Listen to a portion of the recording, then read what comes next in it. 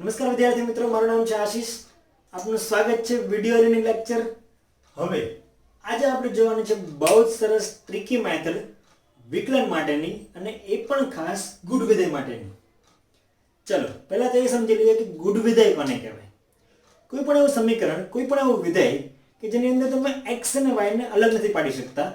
જે સમીકરણ, જે વિધેયની અંદર x અને y બંને ભેગા આપેલા હોય અને તમે અલગ ન પાડી શકો, x ને y ના સ્વરૂપમાં ન લખી શકાય, y ને x ના સ્વરૂપમાં ના લખી શકાય, તો આ પ્રકારના બધા જ વિધેય છે એને કહેવાશે ગુડ વિધેય.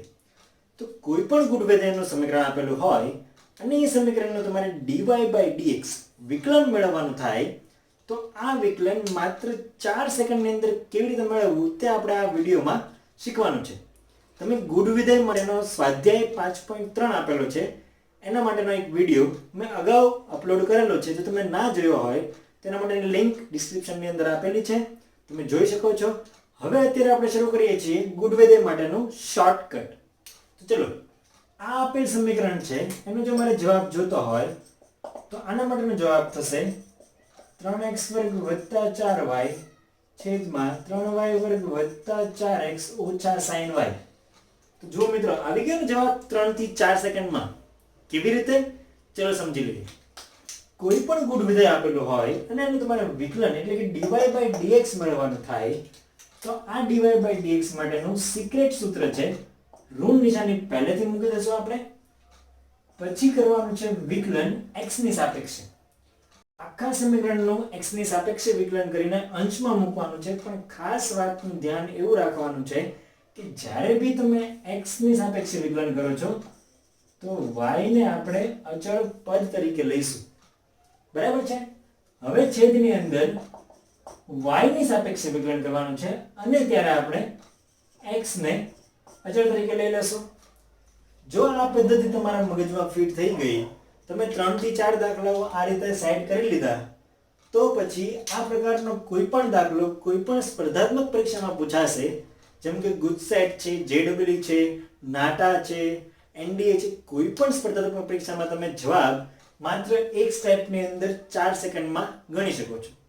તો આ જે દાખલો છે એ આપણે 4 સેકન્ડમાં કેવી રીતે સોલ્વ કરીએ જોઈ લઈએ. અંશ છે એનું વિકલન કરવાનું છે x ની મદદથી અને y ને અચળ રાખવાનું છે. તો x3 નું થશે 3x². ઋણ નિશાની તો પહેલેથી જ છે તો એ મૂકી જ દેવાની. x3 નું 3x² થશે. હવે y ને અચળ રાખવાનું છે, તો y3 નું થશે 0, એટલે લખવાની જરૂર જ નથી. અહીંયા 4xy ની અંદર જોવા જઈએ તો 4 અને y બંને અચળ પદ થઈ ગયા, કારણ કે y અચળ છે તો અચળ પદ એમને રહેશે, x નું વિકલન થઈ જશે 1. આ બંને અચળ પદ થઈ ગયા cos y અને tan, તો એનું લખવાની જરૂર નથી. તો હવે આવી જઈએ છેદમાં. છેદનું વિકલન કરવાનું છે y ની સાપેક્ષે, જ્યાં અચળ રાખશું આપણે x ને. તો x અચળ છે એટલે આ પદ તો 0 થઈ ગયું, લખવાની જરૂર નથી. y3 નું થઈ જશે 3y². હવે અહીંયા જોવા જાવ તો 4x અચળ થઈ ગયું એટલે 4x એમને રહેશે, y નું થઈ જશે 1 અને cos y નું થશે -sin y. પણ અહીંયા dy/dx ન થાય. શું કામ ન થાય? કારણ કે y ની સાપેક્ષે વિકલન કરો તો cos y નું ખાલી -sin y થશે, એમાં dy/dx લખવાની જરૂર નથી. અને 10 નું ફરીથી 0, એટલે આવી ગયા એક સ્ટેપમાં જવાબ. આ સમજાવતી વખતે એવું લાગે કે ઘણો ટાઈમ ગયો છે, પણ તમે એકવાર પ્રેક્ટિસ શરૂ કરી દો, 5 થી 6 દાખલાઓ ગણો એટલે તમારે પણ 3-4 સેકન્ડની અંદર જવાબ આવી જશે. આ માટેની વર્કશીટ એટલે કે અસાઇનમેન્ટ મેં આ વિડીયોના એન્ડમાં મૂકેલું છે. એમાં કોઈ ડાઉટ હોય તો કોન્ટેક્ટ ડિસ્ક્રિપ્શનમાં આપેલું છે. તો હજી એક દાખલો આપણે આ રીતે જોઈ લઈએ. તો ધારો કે આપણી પાસે દાખલો આવો છે, sin x + sin y = tan xy.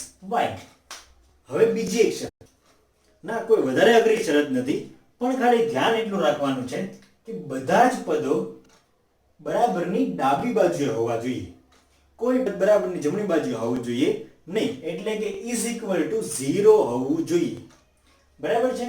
તો આ લાવવા માટે હું tan xy ને આ બાજુ લઈ લઈશ, તો -tan xy = 0 થઈ જશે. ઓકે, હવે આ નિયમ આપણે લાગુ પાડી દઈએ અહીંયા. તો dy/dx = તમે એક કામ કરી શકો, આ વિડીયો અહીંયા પોઝ કરી દો, તમારી જાતે જવાબ મળી આવો અને પછી ફરીથી વિડીયો શરૂ કરીને તમારા જવાબ મેચ કરો. You can do that.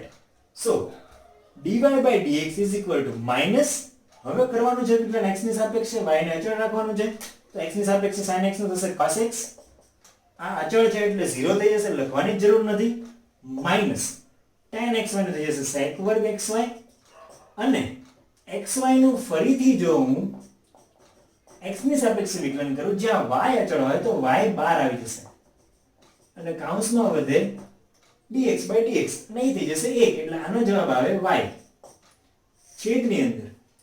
હવે આપણે કરવાનું છે વિકલન y ની સાપેક્ષે જ્યાં x અચળ રહેશે તો આ 0 થઈ જશે, sin y નું થઈ જશે cos y minus m tan નું થઈ જશે sec વર્ગ xy.